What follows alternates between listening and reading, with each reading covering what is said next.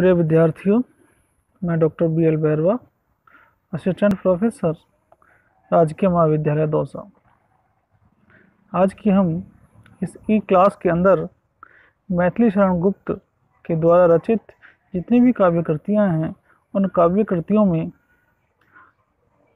कौन कौन सी विशेषताएं दिखाई देती हैं, उनके बारे में अध्ययन करेंगे।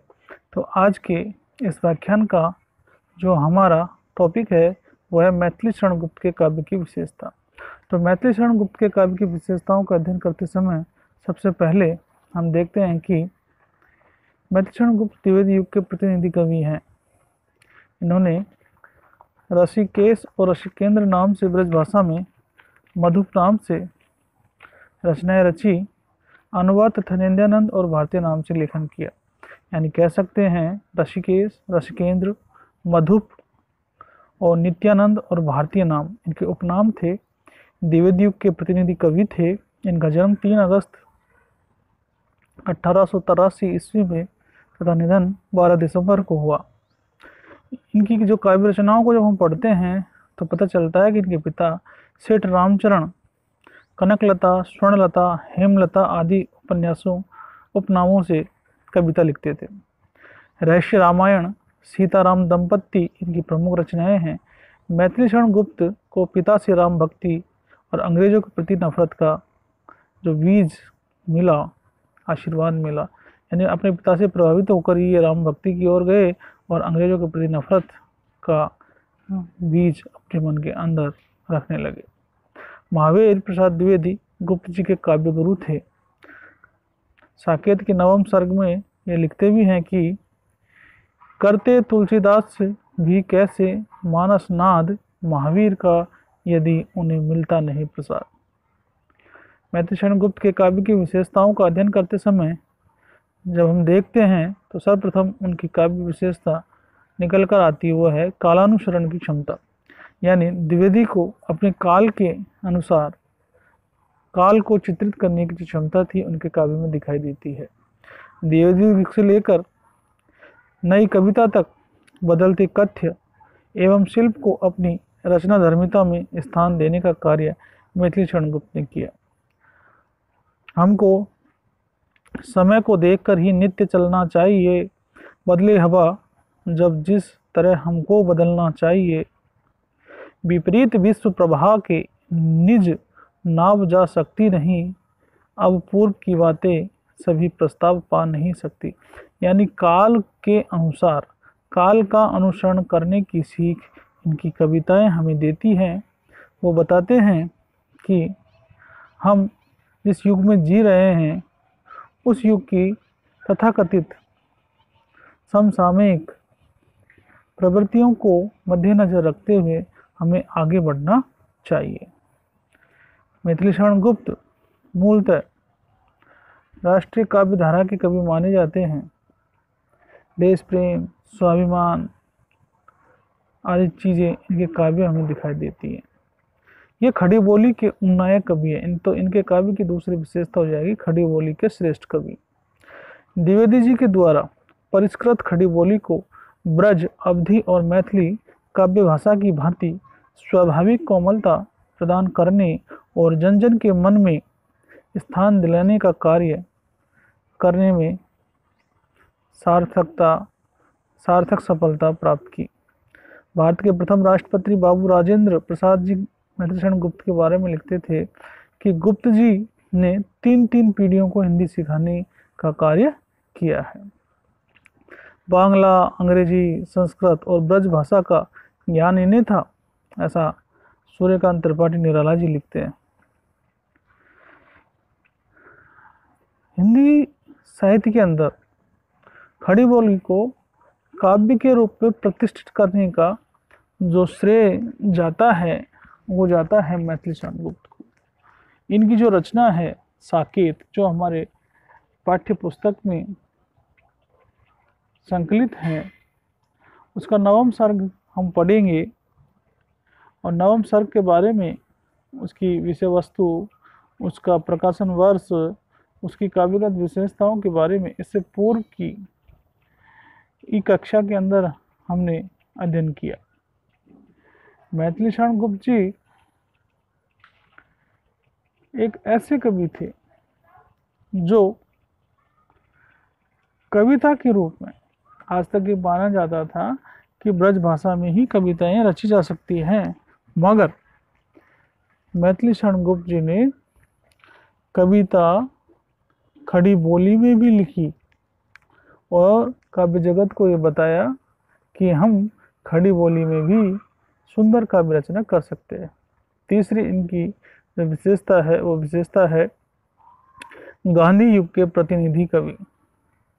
स्वाभाविक है कि 1900 का दौर था उस समय, 1900, 1920, 1936, ये ऐसा दौर था जब गांधी जी देश में छाए हुए थे।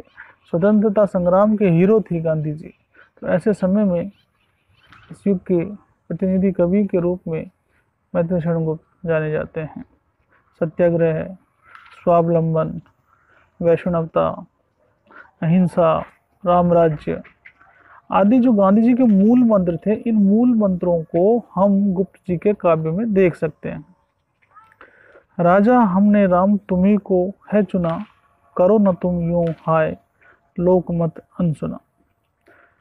जाओ यदि जा सको रोंद हमको यहाँ, यूं कह पथ में लेट गए बहुजन वहां।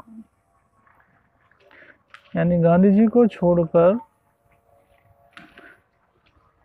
कोई भी व्यक्ति स्वतंत्रता प्राप्ति की उम्मीद नहीं कर सकता था। तो गांधी जी के युग के बहुत ही श्रेष्ठ सफल कवियों में गुप्त जी अपना महत्वपूर्ण स्थान रखते हैं। साहित्य का व्यापक फलक इनकी रचनाओं में दिखाई देता है। गुप्त जी का काव्य भारत की सांस्कृतिक यात्रा का इतिहास। इन्होंने नुहुस, शकुंतला, चंद्रहास, तिलोत्तमा जैसे चरित्रप्रक काव्य रचनाएं लिखी। पंचवटी, साकेत, प्रदक्षिणा, वक संहार, जयद्रथ वध, रंग में भंग, वन वैभव, हिडिंबा, द्वापर, अनघ, यशोधरा, कुणाल गीत, सिद्धराज, प्लासी का युद्ध, गुरुकुल, कावा और करबला जैसी चरित्र प्रधान, बौद्धिक प्रधान, ऐतिहासिक प्रधान काव्य रचनाएं हिंदी जगत को दी।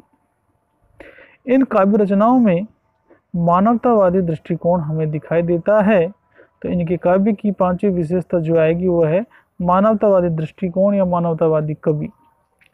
धार्मिक सांस्कृतिक चेतना से पुष्ट, नैतिक एवं आदर्श से अनुप्राणित, वैष्णवता से युक्त, ये ऐसी तीन विशेषताएं हैं जो मैथिली शरण गुप्त को मानवतावादी बनाती है। यानी इनकी रचनाओं में आपको धार्मिक सांस्कृतिक चेतना दिखाई देगी, नैतिकता दिखाई देगी, आदर्श दिखाई देगा और वैष्णवता से भरा पूरा साहित्य दिखाई देगा। ये लिखते हैं, न तन सेवा न मन सेवा, मुझे है इष्ट जन सेवा, सदा सच्ची भुवन सेवा। अर्पित है ये मनुज कार्य, बहुजन हिताय बहुजन सुखाय।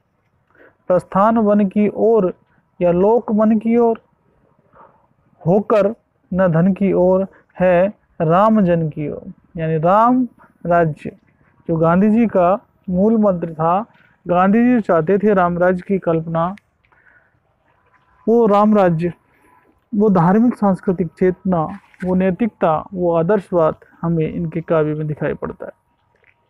मैथिली शरण गुप्त ने अपनी रचनाओं में भारतीय संस्कृति का गुणगान किया है। भारतीय संस्कृति का ऐसा मनोहर चित्रण किया है कि जिसको देखकर पाठक के मन में भारतीय संस्कृति के प्रति गौरव उत्पन्न होता है। सौहार्द, प्रेम, भाईचारा, त्याग, अहिंसा, धर्म, ग्रस्त एवं परिवार प्रियता, ये ऐसे मूल्य हैं जो भारतीय संस्कृति में ही दिखाई देते हैं। तो भारतीय संस्कृति के जो मूल्य हैं, जो जीवन मूल्य हैं, उन जीवन मूल्यों को अपने काव्य में बड़े ही सुंदर ढंग से मनोहारी चित्रण लेखक ने प्रस्तुत किया है। इनकी काव्य रचनाएं पूरी तरह से भारतीय संस्कृति के गीत गाती हैं। भारतीय संस्कृति का महिमा मंडन शुरू से अंत तक इनकी काव्य रचनाओं में दिखाई पड़ता है। इनके काव्य के जो नायक हैं वो भारतीय संस्कृति के श्रेष्ठ आदर्श पुरुष हैं। लेखक ने अपनी काव्य रचनाओं में उपेक्षित पात्रों का चरित्र चित्रण करते करते उन चरित्रों का परिष्कार भी किया है, जैसे नहुस, हिडिंबा, सैरंध्री, कैकेयी, उर्मिला, यशोधरा, विष्णुप्रिया। ये ऐसे पात्र हैं, भारतीय संस्कृति के ऐसे पात्र हैं जो जिनको उपेक्षित की श्रेणी में रखा गया है। उपेक्षित पात्रों को बड़ा ही महत्वपूर्ण स्थान अपने काव्य में देकर इस लेखक ने उपेक्षित पात्रों का चरित्र परिष्कार कार्य करने का जो सफल महत्वपूर्ण कार्य किया वह काफ़ी सराहनीय है। उर्मिला में साकेत नामक जो रचना है उस रचना में कैकेयी और उर्मिला ऐसे दो पात्रों का चरित्र चित्रण किया है जो वास्तव में काबिले तारीफ है। नारी स्वाभिमान के रक्षक ये थे। अपनी रचनाओं में नारी को बहुत ही महत्व देने का कार्य मैथिली शरण गुप्त करते आए हैं। वो लिखते हैं, हाय बधू ने वर विषयक एक वासना ही पाई, माँ बहन और बेटी क्या संग नहीं वो जाई। अविश्वास, हाँ अविश्वास ही नारी के प्रति नर का, नर के तो सो दोष क्षमा है, स्वामी है वह घर का।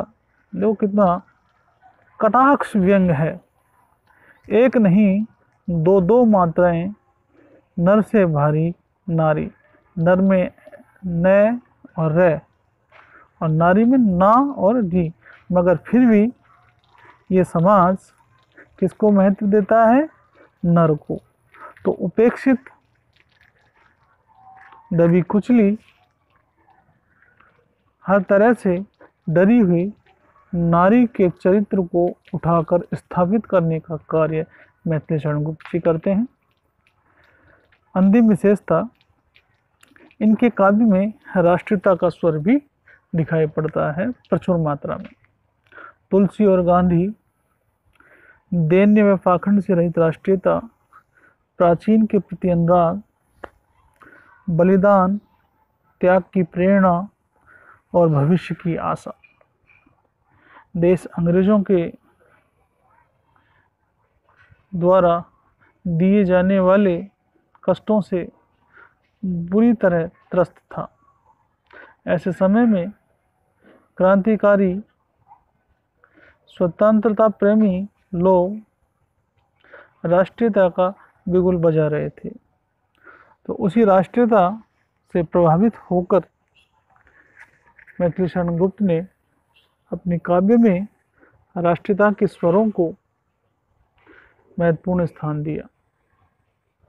वो लिखते हैं कि जिस कुल जाति देश के बच्चे दे सकते हैं यूँ बलिदान, उसका वर्तमान कुछ भी हो पर भविष्य बड़ा है महान। यानी देश प्रेम से बढ़कर कोई प्रेम नहीं है।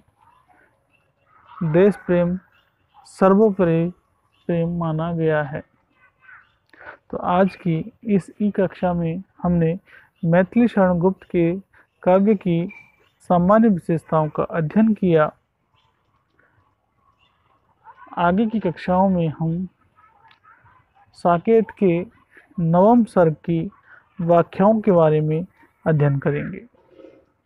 इससे पूर्व की ई कक्षा में हमने साकेत का सामान्य परिचय, साकेत के प्रकाशन वर्ष, साकेत की कथा वस्तु और साकेत की काव्यगत विशेषताओं के बारे में अध्ययन किया है। यानी साकेत के बारे में सामान्य जानकारी पाने के लिए आप इससे पूर्व के वीडियो को देख सकते हैं।